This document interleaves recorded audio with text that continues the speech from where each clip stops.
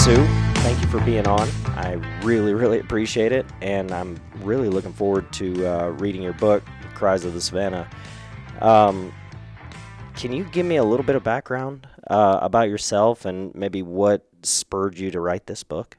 Sure. Thanks, Aaron. I appreciate you having me on here and happy to talk with you about the book. I'm Sue Tidwell. I grew up in rural Pennsylvania. So I grew up around hunters. My brothers hunted, my dad hunted. So I've never been an anti-hunter by any means. But anyway, I married a hunter. So things didn't... it wasn't until my husband wanted to hunt in Africa that things kind of got a little questionable for me. I'm like a lot of Americans where I just am extra attached to the African animals. I guess they're different, and we put them in a different category. So when my husband wanted to hunt in Africa, I just wasn't quite on board with that. I didn't understand it. But because I love my husband and I wanted to see Africa, I did go with him. But anyway, within 3 weeks, I was a totally changed person. I totally understand why hunting is so important in Africa. And now I'm just passionate about helping other people understand it. And it led to a promise, which we'll talk about Lillian later. I made a promise that I would try to help the world understand before I left. And it kind of evolved into this book. Okay, so tried to help the world understand hunting, or like the conservational aspect of it, or the how important managed hunting is to Africa, and really in general to throughout the world, America and everywhere, but how important hunting is, managed hunting, to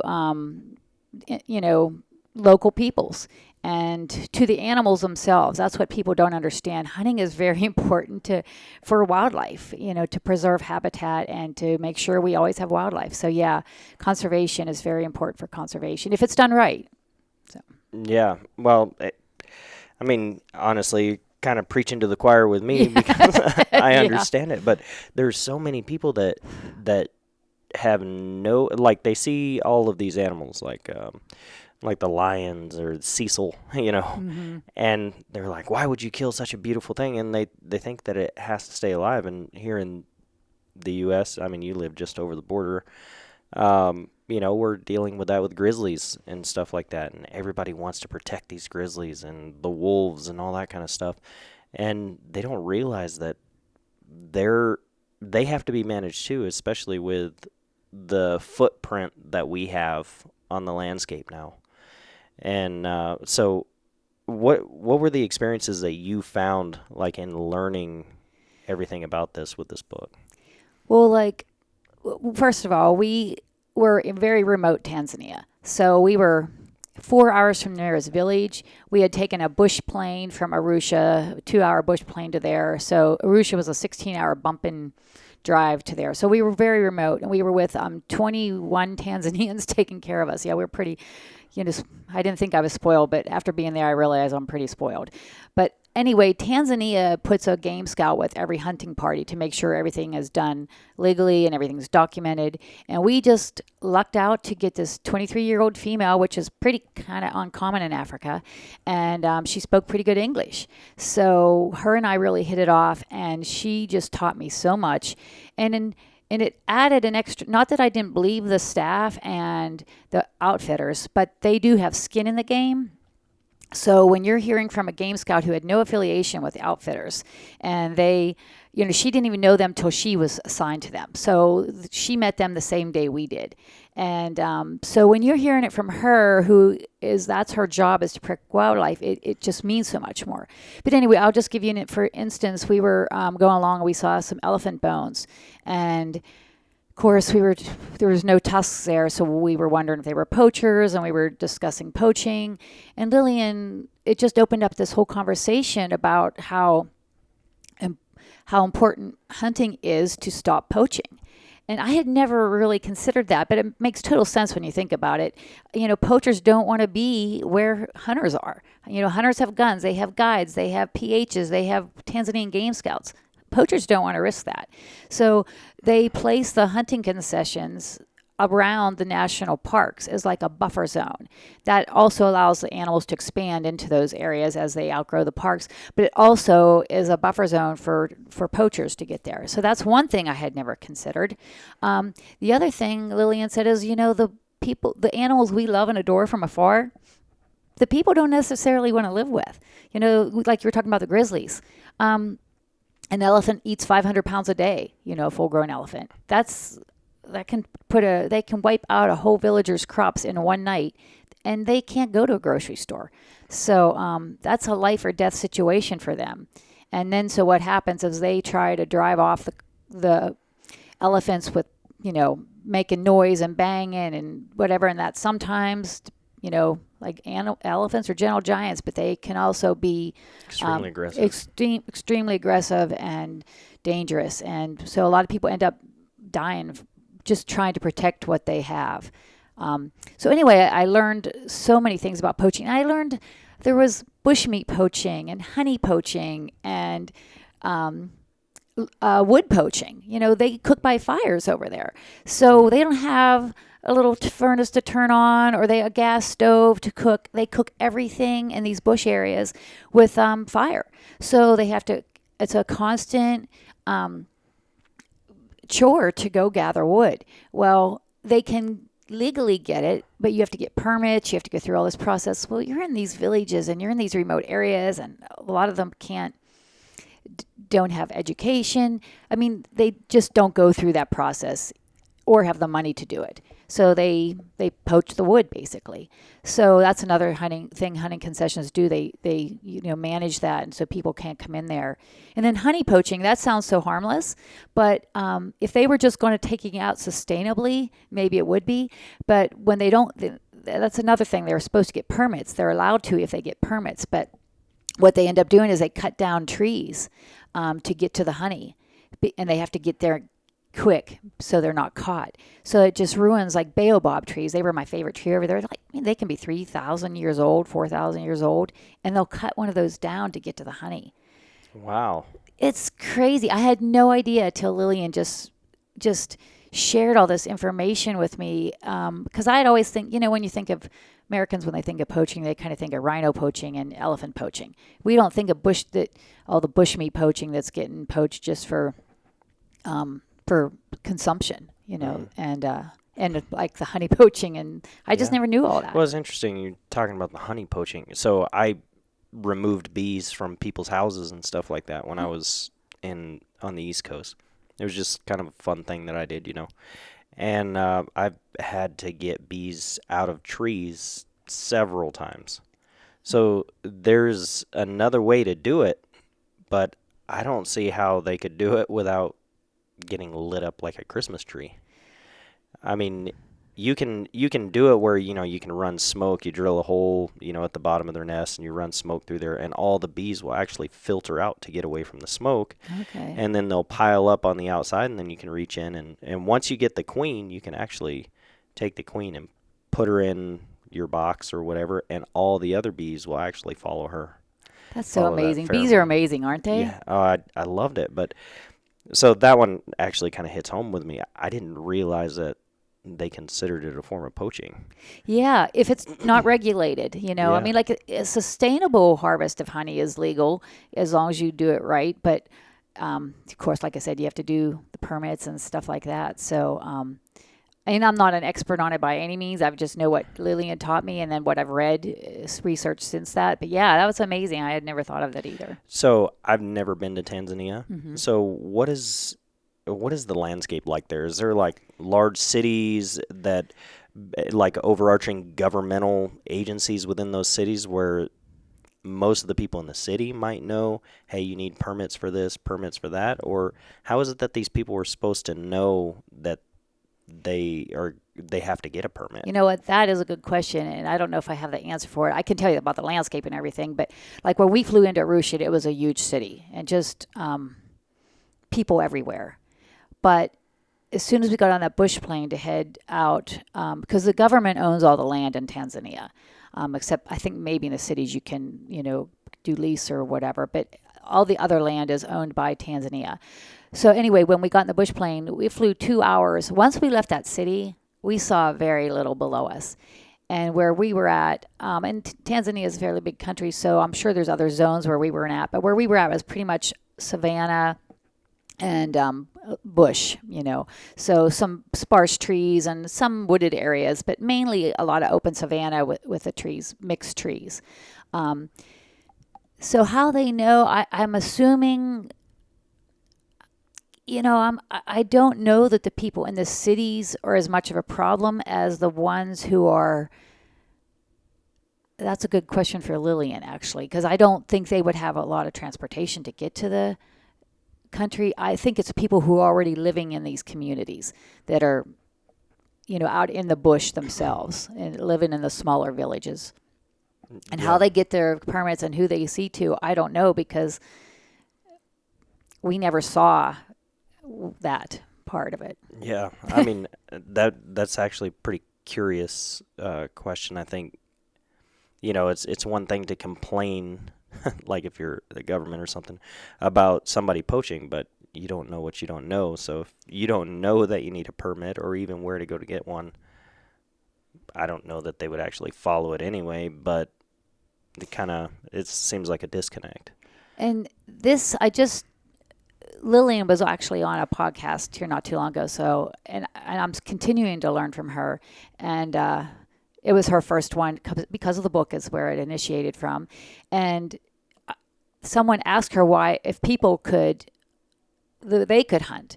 And she had said that, and please don't, I could be a little wrong on this, so don't quote me on all this. But from what I understood, they tried it, but it's the same type of thing. There is no governments in these villages. It didn't work. There was no way to manage it. So that's why all hunting is illegal, basically, unless you do go through these permits and all that. But yeah, that's a complicated thing. I don't know if I can give you the correct answer on that. Well, the other thing is kind of makes you appreciate America because, well, you said the government owns all of Tanzania. Mm-hmm. Well, in the United States, obviously, we've got property rights and stuff like that to our own property. Outside of the taxes side of thing, do you really own the property? I guess is another question for another time. But, it makes you appreciate the United States because you do have the freedom to travel, the freedom to do mostly what you want to do. Mm-hmm.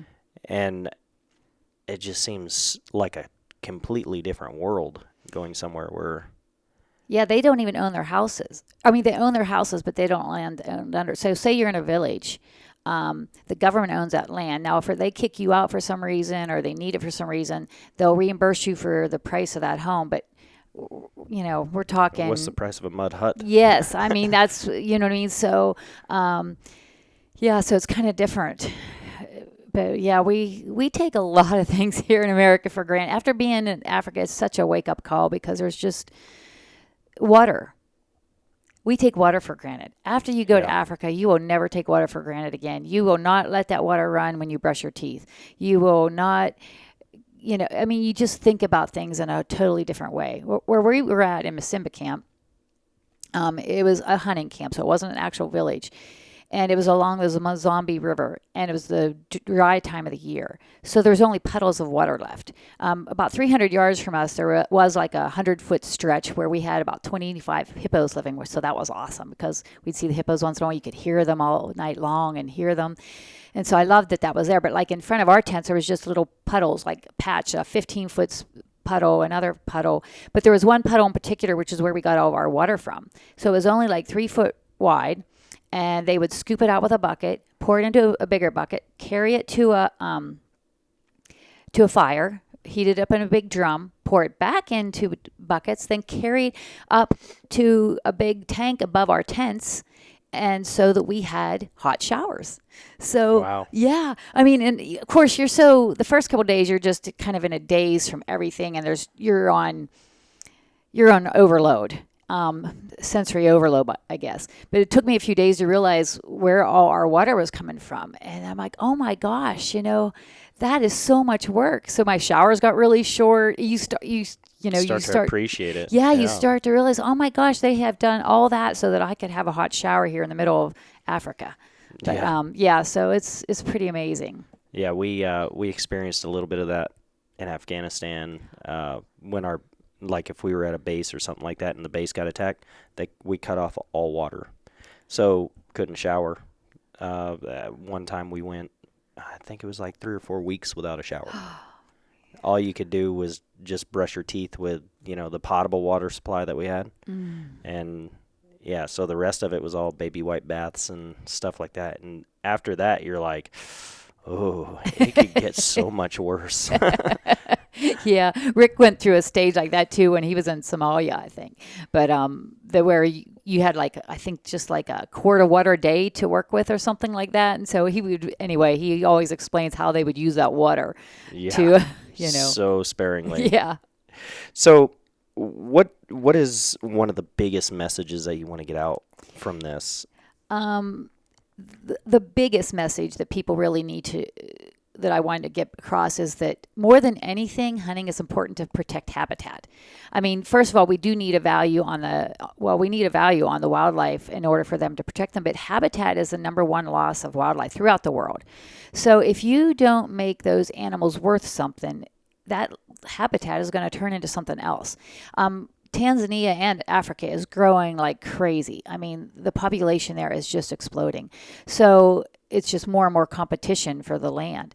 And so say you have a chunk of land and you can't make any money off of it through maybe harvesting a few wild animals. You're going to turn it into crops. You're going to turn it into pasture. You're going to turn it into mineral production. So with well-managed hunting, it makes habitat viable and valuable in its natural form. And that's the best thing we can do for wildlife is to save their habitat. Because it doesn't matter what else you do. If there's no habitat, there's not going to be any wildlife. And if you save habitat, you save every animal in that system. And the other important thing is the animals that we get really attached to, because, like I said, I understood hunting here. So I understood, I could kind of equate kudu to an elk. So I kind of got that. But it was where we got to like a zebra, oh my gosh, that's like a horse. Yeah. But once you're over there, it is not a horse. And even if it was, you realize it has to be managed and it has to have a value. If it doesn't, horses are voracious eaters and they compete with other wildlife and they can. Yeah, we have a huge problem with that with the wild horse population. Yes, we do here. And it's such, and before I did all this research and did this, I would probably be like, don't. But now I understand we need to manage that problem. But that's a whole nother issue too. But anyway, the other big thing is the carnivores and the elephants. So those are the ones that people are really attached to, including me. And you just have to understand how dangerous they are to live with. It was about 6 to 8 months ago now, but 3 kids were out rounding up their cattle and they were attacked by lions. 4 kids, 4 brothers, and 3 were killed and eaten. One was able to crawl in a tree and watch while he was injured, but he survived. But he had to watch his siblings get eaten. So it's just things we can't even fathom. So you have to give them a value, even though you like to, you consider them endangered. That's still important that they're hunted. Hunting is well controlled. Only a certain amount, old males past breeding age, taking them out of the system as a sacrifice helps ensure that there will be habitat and stuff for the other animals and that the younger ones will survive and that it gives a value to them. If not, the villagers, the way Lillian explained it to me, they'd rather just poison them. That's the easiest way for them. They either use wire snares, but poison's even easier. They poison some carcass. It kills every carnivore that eats it, including birds and vultures that are now critically endangered because of that. Not to mention the voles and everything else. Everything. Everything. Yeah. And it kills mothers, babies, young, old. It's not discriminate like hunting is. At least hunting, you're taking out those old males that are past breeding and they've done their part, and it's now time for another guy to step up to the plate, so to speak. Yeah. But anyway. Well, so let's get into that for a second. So, Okay. how is it that the hunting is managed there, and how is it that it helps the wildlife conservation? Okay, so every year, according to Lillian, is they do a census type thing, and they, you know, decide how many animals there is, and so they give quotas. So maybe, like when Rick went, for instance, because I don't want to give out everything away, but we went for over 3 weeks, so he had a certain amount of animals. When you buy a 3 week tag, because you have to buy them for certain animals, you have to go stay longer. So when you're there 3 weeks, there's all this list of animals on there. Like Rick he could get three Cape buffalo, he could get two zebras, he could get all these different antelopes. That doesn't mean you do. When you go over there, it doesn't mean just because you're after something you're going to get it. It's like hunting here. But if you come across a hartebeest and that's on your tag and you decide it's a old mature male and it's something you want to pursue, then the hunt's on, and then you, of course, but they're gone. You got to remember, in hunting concessions, it's like here. They don't stick around. It's not like TV. It's not like National Geographic where you're driving by and the animals are all it's just a shooting gallery and they're all just, sitting there looking at you. It's a hunting concession. So when they see a vehicle, they're gone. I have so many pictures of animals disappearing into the bush. Like, I don't have great animal pictures from Africa because they're running from you, and you're so far away. Because when you spot a herd of zebras in the distance, for instance, of course, they hurry up and stop. They get out the binocular, see if there's any mature males worth pursuing, and then you hide the vehicle, and then you're on the ground, and then you're trying to get close. And it's hard. I mean, there's all these other little, they all hang out. Certain animals hang out together, and one has better hearing, one has better sight. The birds, those guinea fowl, they're like little tattletales. Yeah. Because, so if they're in the way, you may as well forget it. You're not getting close to anything. So, and they want you to be really close for African animals because, well, they're tough animals. And plus, if you injure an animal, you're still paying that trophy fee, and your hunt is over for that animal. So, so you want to be really sure you get the animal, and you don't want to wound one anyway, and have it be in pain and Right. like that. Well, that's so as somebody who, like, I hunt and I can't, I have an animal that I would like to hunt that I probably won't eat. Okay. And that's going to be a grizzly. I would love to hunt a brown bear, but I can't imagine having 700 pounds of meat, you know. But what do you think the regulations and stuff like that with being able to transport meat back? Because some of that meat I've actually tried some. Not going to say how I got it. Okay. Through friends. But some of that meat is delicious. It's delicious. We ate everything that we hunted, and we were with another couple, so they got some animals too. I don't know the technical of how you would get that meat back, but for most of the people I know, you don't even try. It's just too complicated. But by any means, don't think that meat goes to waste. There's not a thing that goes to waste over there. What we didn't eat at night, they cut into strips and dried because we were so remote that we were 4 hours from the nearest village. So it wasn't like we could even take this meat to a village in our case. So the 21 people that were our people at camp would process it. It looked like clotheslines. You'll see if you see in the book, but you'll see it looks like clotheslines with it was red socks hanging on, but it's meat hanging there to dry. And nothing went to waste. They ate the entrails too. I have a picture in there of them cooking that over the fire because that was their delicacy. They loved Just that. throwing it in the coals was what my grandpa had said. He's got several African animals, but Okay. he ended up getting an elephant, and he said it was amazing how big that bull was. And then it took them a few days, and everything was broken down. He said there was nothing left but bones. He said they just completely annihilated everything, and the villages all around there were, he said, able to eat for quite a while because of that. it puts things in a different perspective because we take protein for granted. A lot of Africans get very little protein. They can go months sometimes without protein. So it's just okay. So this was supposed to be a once in a lifetime trip. I'm just going to warn you. Once you go to Africa, you'll want to go back. But we just got back from Mozambique, and it is just we were more in the villages this time. So we were on the river and we would get back and we had people waiting for us on the banks. Like the first day there was 40 some people hoping we were coming back with protein. The next day there was, I think 90. The third day we counted 167 and lost count. I mean, Holy cow. I can't tell you how it affects you when you realize that they're going to have a little bit of meat for the night, when you come back with something. So it's a whole different thing. We just take a lot for granted, like I said, protein. So none of that goes to waste, and it's just very important for the people. And they use it all up. That's a lot of Americans here. That's one reason I think they don't like hunting in Africa. Because even me, it wasn't that I was against hunting, and it wasn't so much that, but it was for me the attachment to the animals. But a lot of hunters that I actually talk to are kind of against it because of the meat situation. But yeah, you can rest assured you will feel good when you see that meat going to the people. That's amazing.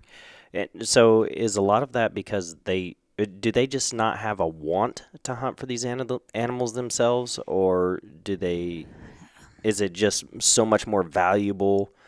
The animal's worth so much more because we pay thousands and thousands of dollars to go over there and do that. So is it because the animal is worth so much that they don't want to hunt it, or is it because they just don't? I think there's multiple reasons. For one reason, and in every country is a little different, so I'll just talk quick about Mozambique for a minute, but they had, for instance, we're raising a few goats, but there was no way they would eat those goats. They're too valuable. So they raised those goats to sell them to the cities, but where people were, we saw no wildlife. It was only in the hunting concessions we saw wildlife, but it's because they don't have the equipment. Most of them don't have rifles, or if they are, they're very primitive, handmade. So what they use is a lot of snares and stuff that's very indiscriminate. And I don't mean like trapping here done right. I don't want to make here sound like we're all so perfect, but well-managed trapping is like anything else. It's a great tool if you do it right.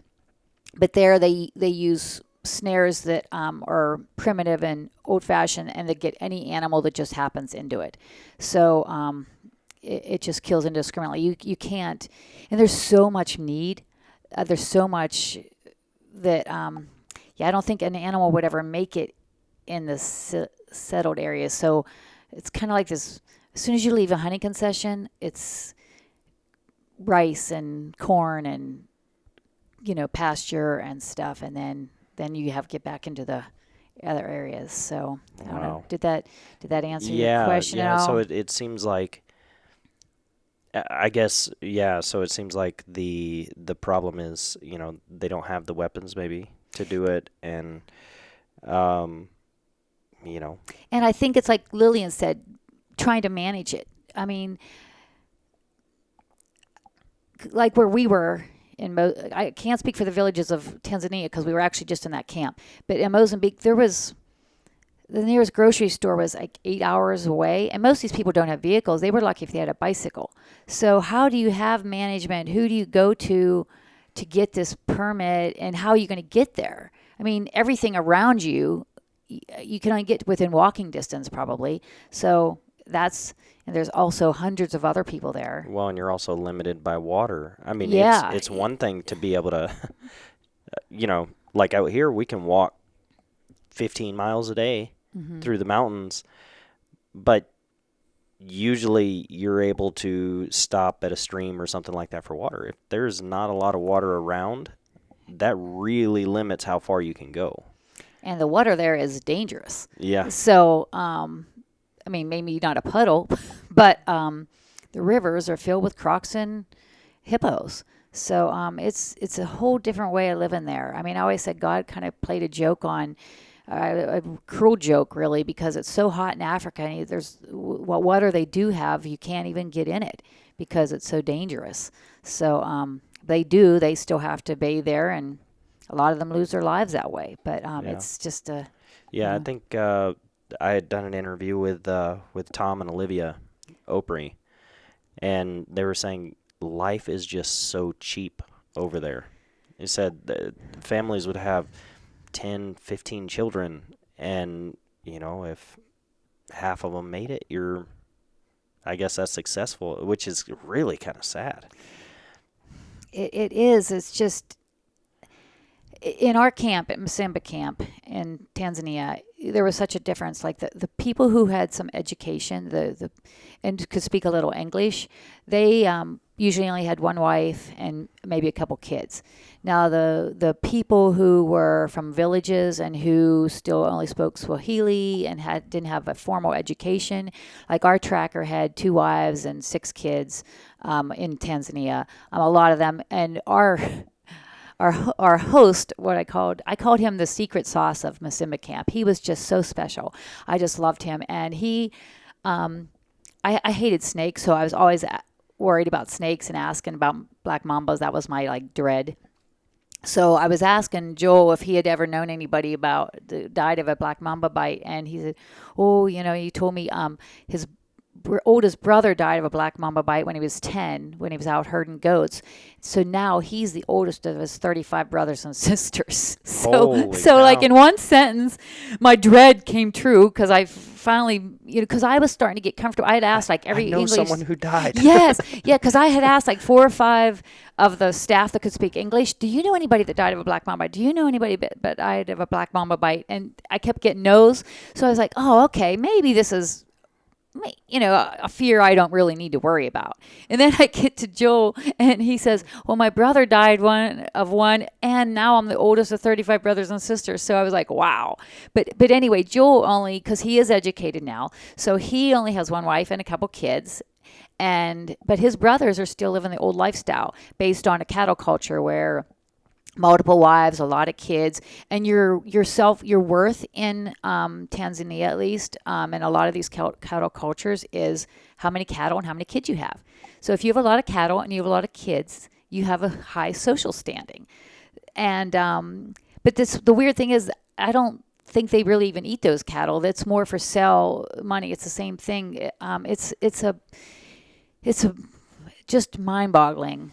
It seems like if you're trying to take census data in places like that, uh, I've got to imagine that all of that census data is probably so far off just because you don't have the same sort of systems that we would. And it's hard to understand until you really see it. How we're used to, there's a government building down the road, or there's just not that there. I mean, now they call bush telegraph, so word spreads that way about things, but it's just a whole different thing than what we have. It was just mind-boggling. I don't know how they would communicate all that. It's not like they have TVs or anything. Or phones. I mean, when we were just come back from Mozambique, the kids had never seen. A lot of them had never seen a white person. The little ones were scared of us and hiding behind the bigger ones. And the bigger ones they loved us, and they had never seen a phone. So we would take a picture and then we would show them, and they would giggle and laugh, and they just So then I would start doing little videos too for them, and then I would show them, and oh my gosh, they would just simple things that we just totally take for granted is totally new to them. We gave them frisbees. We took a bunch of stuff to give them. They thought they were plates. I had to try to teach them how to use a frisbee, but they didn't want to give them up because they were afraid some other kid was going to take it. So it's just a whole different world. Well, that's got to feel really good. Like just just watching these kids try and figure out how to use a frisbee. Yeah, It's yeah. wow, I just provided something to this kid that they're gonna hold precious for however long, and they're gonna remember. Oh well, I've got this little toy, but like you said, they thought it was a plate. But well, we took a lot of soccer balls too, and footballs, and hacky sacks, and some things like that, and so, but yeah, so we're hoping because at the time we didn't. There's so many kids that we had taken about 40, I think. We didn't blow them up till we got there, so that we could pack as many as possible. But anyway, but we're like, now how do we give these out? So that became the problem. But so we ended up just like kind of throwing it, and and we're hopefully later the kids would share. But at the time, there was like no sharing. It was a fight. Yeah, I'm like, oh, how could we have done this better? We're still kind of trying to figure out how we could have maybe done it better to make more fair. But how would you when there's so many? And we just never did come up with a way we could have done it better, to be honest. But it was so fun. It was so rewarding and fun to see them kids having so much fun with it. That's great. So in the book, obviously I haven't read it yet because I just got it from you. So do you have any of those stories and stuff like that in here?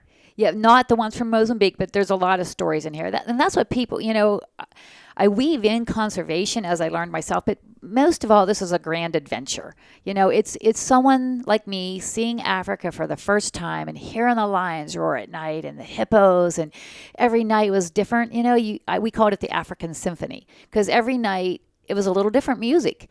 And in the morning, we could wake up to say, did you hear the elephants go through at 2 a.m.? Did you hear the lions were really loud last night? And so I just fell in love with that. And hence the Cries of the Savannah. That's what that refers to. And then the double meaning is cries for the world to understand. But now I'm losing my train of thought on what you asked me. But the stories. Oh, yeah. So basically, it's me seeing things. I go on the hunts with Rick, and it's the whole adventure of it. And then as I learn through Lillian and the others and just experience, I kind of weave that in as I go. And so I make it, so it's an educational adventure, I guess you'd say. But so far I think I did a good mix so that they say it's not too much, whatever, but of too much conservation's weaved in. So that's the best way I can put it. Good. So where can people find your book? It's on Amazon.com, and that's about it right now. I hope to go wide later and get it some other stores, but I'm kind of just working my way through this, so I haven't got to that point yet. Well, good deal. Sue, is there anything else that you want to talk about? Make sure you get your message out. I urge you to read it and share it with people.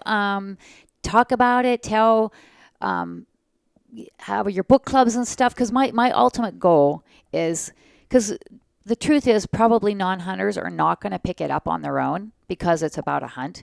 So what I have found that the non-hunters and anti-hunters, because I am changing some minds, I'm helping people, or some of these people are walking away with a whole different perspective of hunting, especially in Africa. So it's doing its part, but I need hunters to read it and enjoy it for the hunt that it is, and then pass it on to someone who doesn't quite get it, or who wants to go on an African adventure. But I'm just hoping to get it in as many hands as possible so that we can help the world understand more how important hunting is, and not just in Africa, but in America too, because as you know, hunting is under assault. So I'm just trying to do my part to, help people understand. Good. So where can people find you? Oh, I'm on Instagram, SueTidwell.writer. I'm on Facebook, Sue Tidwell. I'm not on there as much, but basically that's enough for me. I'm not on Twitter or anything else yet, so just Instagram and Facebook. Well, awesome. Thank you very much for coming on, and it was great meeting you here at the POMA conference, and look forward to reading this and definitely letting you know what I think. And, yes, I'll be excited to hear what you think. I'm excited to read it. I know my grandpa would absolutely love this. He is always talking about his trips in Africa, and those are some of the memories that he holds close. So, well, good. I think he'll like it. I actually, when I wrote it, I wasn't sure safari guys would like it because they've already been there, done that. But it's kind of funny. They love it because I think it takes them back to their first time in Africa. I've had, so many men reach out to me with kind of said they got them all misty-eyed reading it. So that was kind of cool to hear. So yeah, so I'll be anxious to hear what your grandfather thinks. All right. Thank you very much. Thank I you, appreciate and I it. sure appreciate you having me on here. And it was nice meeting you and getting to Yeah, know you these last few days. absolutely. Thank you. Thank you.